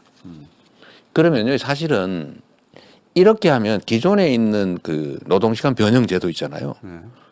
그 4개인가 제도가 있습니다. 그거를 쓰지 이걸 쓸 이유가 없어요. 그거는 노동시간에 대한 추가 수당을 주지 않고 쓸 수 있거든요. 그래서 사실 문제 있어요. 왜 노동시간을 변형하면서 수당을 안 줍니까? 사실 그 문제 있는데 이미 있어요. 이미 있어요. 그래서 저는 이 제도를 새로 도입하면 변형에 따른 추가 수당 다 줘라. 그럼 아마 이 제도를 선택할 가치가 별로 없을 겁니다. 근데 이미 뭐 그 경영계에서도 뭐 그보다는 일단 기존에 있는 제도를 좀 더 활성화할 수 있게 해달라 이런 쪽으로 바뀌었대요. 공부 많이 하셨네. 매우 심각한 주제니까요. 공부를 많이 노동시간을 줄여야 하셨어. 되니까. 네. 자, 대표님 지금 우리가 1시간 반 정도 했는데 1시간 반씩이나 원래 30분만 모신다고 꼬셔가지고 우리 국회 보내야 된다. 네. 그러니까 9시까지는 무조건 나가셔야 된다고 들었는데 내가 알바니다라고 계속 했는데 잘하셨어요. 처음에는 8시 20분에 나가야 된다고 그랬거든요. 지금 9시 10분이 됐는데 이제 나가셔야 된다고 자꾸 메시지가 와서 네. 자, 저도 우리 그 뉴스공장 그 청취자분들한테 네. 정말 오랜만에 또 앞으로는 자주 못할 텐데 네. 저도 이렇게 인사드리면 좋죠. 그러니까요. 제가 아까 들어오기 전에 그 댓글 쓰고 있었어요. 대기 중입니다. 이렇게. 대주입니다. 대선 전에 네. 최소한 한 번은 더 나와주세요. 대선이 언제 있을지 모릅니다. 어쨌든 한 번은 더 네. 나와주세요. 네. 섭외가 보통 어려워야지. 왜 이렇게 섭외가 안 된다고 하는지. 제가 잘 안 나가니까요. 요즘 방송 진짜 안 하시더라고요. 네. 하면 후가가 너무 크더라고요. 자꾸 왜곡이 돼. 말 안 하는 게 차라리 낫다. 그렇죠. 아마 오늘 얘기한 것들 중에도 이렇게 약간 비틀어서 당연히 그렇게 하겠죠. 꽤 그럴 겁니다. 예, 당연히 그렇게 할 텐데 오늘 인터뷰는 계엄 이야기부터 시작해가지고 본인들도 다 겪었던 일이라 수르륵 다 봤을 거, 다 볼 거예요. 아마 많은 사람들이 나중에라도. 자, 한 번 더 나오시러 한 건가요? 감사합니다. 저한테 기회죠. 네. 예, 오늘 고맙습니다. 여기까지 하고 조만간에 어차피 대선은 제가 보기에는 2-3달 이내에 있습니다. 그럴 것 같아요. 예, 그러니까 조만간에 다시 한번 모시는 걸로. 참 안타까운 일이죠. 대표님 네. 오늘 여기까지 하고요. 네. 갈까요? 예, 한 달 있다가 다시 뵐게요. 감사합니다. 네, 고맙습니다. 예. 이제 우리는 초과학기술 신문명이 불러올 사회적 위기를 보편적 기본사회로 대비해야 됩니다. 주거, 금융, 교육, 의료, 공공서비스 같은 삶의 모든 영역에서 국민의 기본적 삶을 우리 공동체가 함께 책임짐으로써 미래 불안을 줄이고 지속 성장의 길을 열어가야 합니다. 우리 국민의힘 의원들께서도 함께 해야 되지 않겠습니까? 우리 앞에 난제들을 피하지 맙시다. 실제로 존재하는 갈등을 피하지 말고 공론화를 통해 사회적 대타협을 한번 해봅시다. 경제를 살리는데 이념이 무슨 소용입니까? 진보 정책이든 보수 정책이든 유용한 처방이라면 총동원합시다. 불법 계엄에 관여한 것 때문에 우리 국군의 사기가 말이 아닙니다. 이에 대한 책임 추궁은 불가피합니다. 그러나 우리는 여전히 국군 장병을 믿고 사랑합니다. 국민과 국회가 계엄을 신속하게 막은 것도 대통령의 불법 명령에 사실상 항명하며 국가와 국민의 충성한 계엄군 장병들 덕분 아니겠습니까? 불법 계엄 명령 거부권 명시, 불법 계엄 거부자와 저지 공로자에 대한 포상 같은 시스템 마련에 나서겠습니다. 우리 국민은 내란조차 기회로 만들 만큼 용감하고 지혜롭습니다. 죽은 자가 산자를 구하고 군사 쿠데타의 아픈 기억이 오늘의 대한민국을 살린 것처럼 2025년에 우리 국민들이 우리의 미래를 구할 것입니다.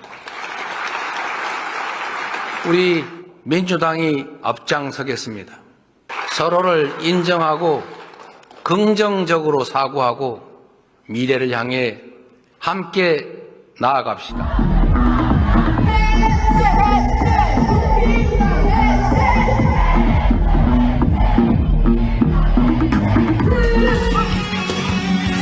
우리 파견이 인용될 때까지 내란 세력 척상 그날까지 이 성장을 함께 지켜갑시다.